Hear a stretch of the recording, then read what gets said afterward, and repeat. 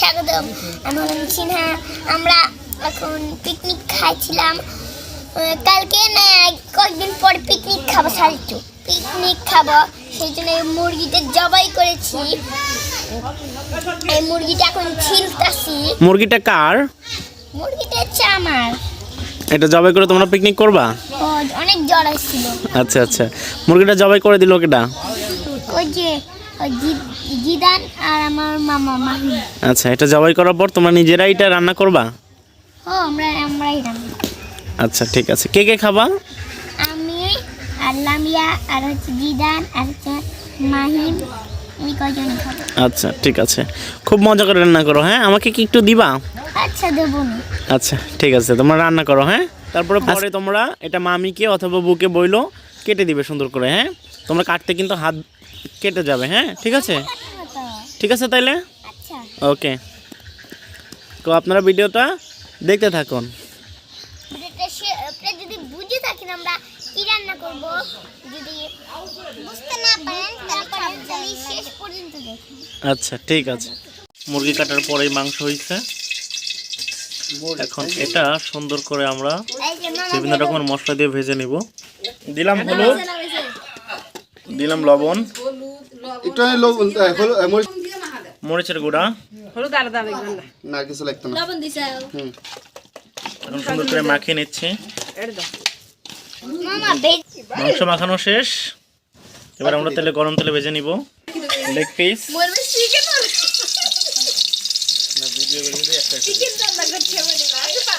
মাখানো মাংস সুন্দর করে আস্তে আস্তে ভেজে নিচ্ছি।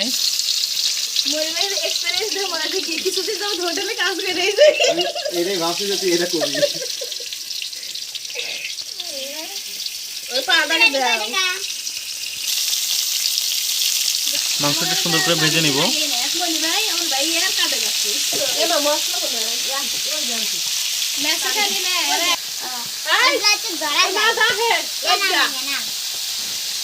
মাংস ভাজি করা চলতেছে। ওয়াও, অসাধারণ লাগতেছে, পুরো মনে হচ্ছে তরকারি করতেছে।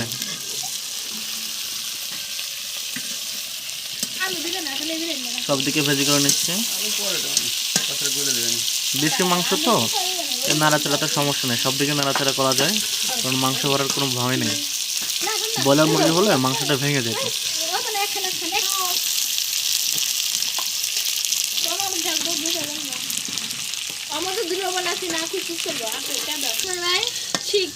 সুন্দর করে ভাজি করার পর রংটা দেখে মনে হচ্ছে যে এখনই ভাত দিয়ে সুন্দর করে খাওয়া যাবে। সিনা, তুমি খাইতে পারবো না সুন্দর করে যদি এখন ভাত এক প্লেট দিয়ে একটা রান দিয়ে দেয় তোমায়? খুব মজা লাগবে না? অনেক সুন্দর রং চলে আসছে, কিছুক্ষণের মধ্যে আমরা নামিয়ে ফেলবো। ভাজি করে নি, ভাজি করা শেষ, কারণ প্রচুর তেল বের হয়েছে, একদম পুরো মাছ ভাজির মতো হয়ে গেছে। বেড়ে বেড়ে রাখতেছি নিচে।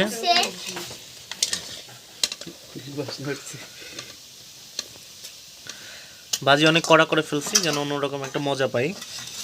তাহলে এবার আমরা আলু ভেজে নিচ্ছি। আলু ভাজি, মুরগি ভাজি সবগুলো ভাজি করে নিলাম, একটু অন্যরকম মজা পাবো। সরষের তেল দিয়ে ভাজা, তাই বুদবুদ করতেছে বেশি। কারেন্ট চলে গেছে, তো অন্ধকারে আমরা মশলা বাটাটা দেখাচ্ছি আপনাদের।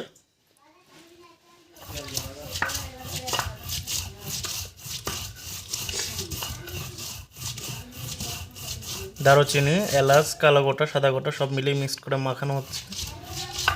আমরা পেঁয়াজ, মরিচ, এবার গরম তেলে আমরা পেঁয়াজ মরিচ ভেজে নিচ্ছি। কাঁচা মরিচ আর পেঁয়াজ সুন্দর করে কেটে ভেজে নিব। পেঁয়াজ এবং মরিচের রং যখন লালচে হয়ে যাবে তখন এটার মধ্যেই আমরা অন্যান্য মশলা দিয়ে দিব। এই হলো বিভিন্ন রকম মশলা বাটা। ভাজি করা প্রায় শেষ,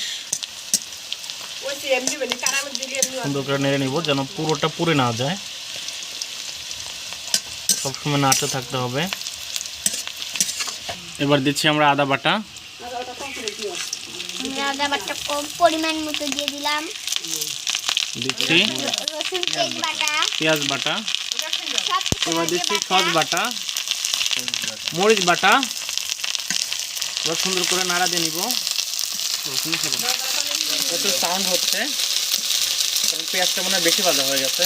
হালকা পানি দিয়ে দিচ্ছি।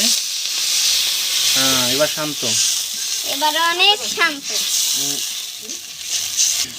তাপ বেশি ছিল তাই আমরা পানি না দিয়ে পারলাম না, একটু পানি দিয়ে দিচ্ছি। এবার দিচ্ছি আমরা মশলা বাটা, মানে এটা জিরা বিভিন্ন রকমের মশলা বাটা। এবার দিলাম জিরা বাটা। আমরা সবকিছু একসাথে দিতে পারি না কারণ আগে পানি দিয়ে দিচ্ছি। এরপরে আমরা অন্যান্য যে মশলাগুলো দিই নেই সেই মশলাগুলো দিয়ে মিক্সড করে নিলাম। আপনারা তাপ দেখে বুঝতে পারতেছেন কি পরিমাণ তাপ উঠছে।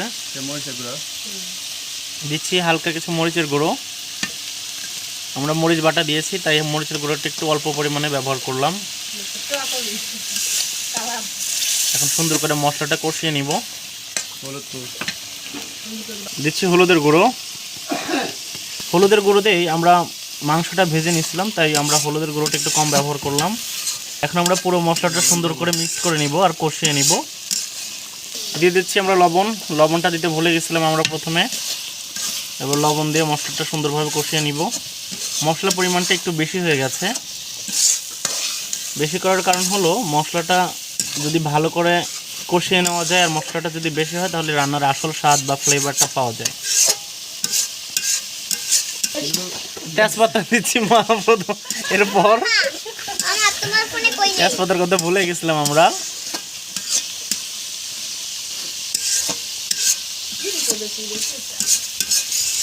মশলাটার রং দেখুন আপনারা, অনেক সুন্দর রং চলে আসছে।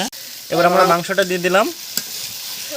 ওয়াও, কি সুন্দর একটা রং চলে আসছে, মনে হচ্ছে যে ঝাল ফ্রাই যেরকম হয় না এরকম। এখন মাংসটা, আলুটা এবং যে মশলাটা ছিল পুরো মশলাটার সাথে কষিয়ে নিব। মাংস কষানো শেষ আলুর সাথে। এবার আমরা বাটাকৃত যে পানি ছিল সেই পানিটা ব্যবহার করতেছি, অর্থাৎ মশলার পানি। এই পানি দেওয়াতে মশলার সাথে মাংসটার আরও সুন্দর একটা কম্বিনেশন হবে। এখন আমরা আর একবার কষিয়ে নিব হালকা করে, তারপরেই ঝোলটা ব্যবহার করব আমরা। ওয়াও, কি রং চলে আসছে রে, দেখলে অসাধারণ অসাধারণ। সুন্দর কষানো প্রায় শেষ। আজকে আলুর যে মজাটা পাবা, মানে পুরো আলু খাবা মনে হবে যে গোস্ত খাইতেছে। দেশি মুরগির মাংস লাগবে, কারণ আলুটা সুন্দর করে ভাজি করে নিয়েছি, তারপরে এই যে কষানো মাংসের সাথে সুন্দর করে মিক্স করতেছি। দেখবা আজকে মজা কারে কয়। এবার আমরা ঝোল ব্যবহার করব। গরম পানি দিলে ভালো হতো, ঠান্ডা পানি ব্যবহার করতেছি আপাতত। কম করে ঝোল রাখবো আমরা। রান্না প্রায় শেষ, ঝোল কমে চলে আসছে। এখন মাখো মাখো ঝোল, গাঢ় ঝোল যেটাকে বলে। এখন আমরা নামাই ফেলবো। ওয়াও,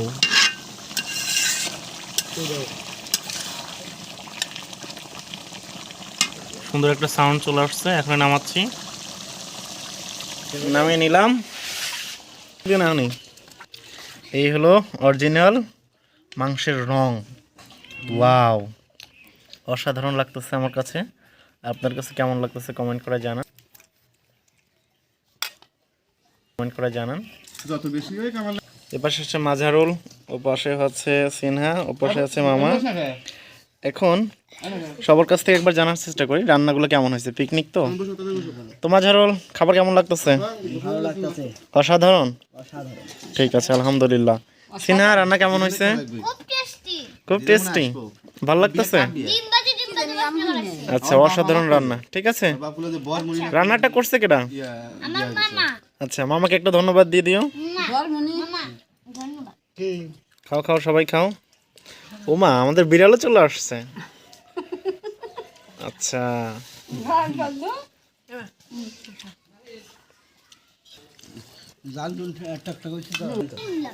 আমাদের পিকনিক ব্লগটা আপনাদের কেমন লাগলো কমেন্ট করে জানাবেন। যদি ভিডিওটা ভালো লাগে থাকে তাহলে লাইক, কমেন্ট, শেয়ার করবেন। আর চ্যানেলটি অবশ্যই সাবস্ক্রাইব করে রাখবেন। Thanks for watching.